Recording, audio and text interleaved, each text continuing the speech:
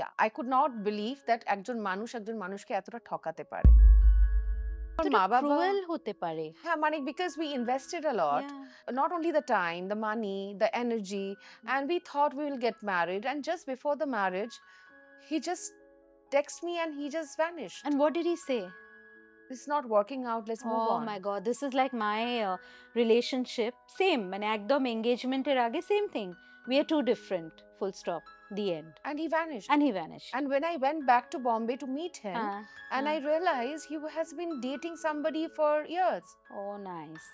And I'm thankful to the universe. তোমাকে এটা দেখালো, আমি বিশ্বাস করো কারণ একটা আমার আয়না ধরলো। হ্যাঁ, I took 5 years and then I would say Surajit তো নিজে এসে আমায় বিয়ে আমার যার সাথে এখন বিয়ে হয়েছে, I'm grateful to this man because he almost মানে হাইজ্যাক করা বলে না, আমায় কিন্তু হাইজ্যাক করে প্রায় বিয়ে করেছে।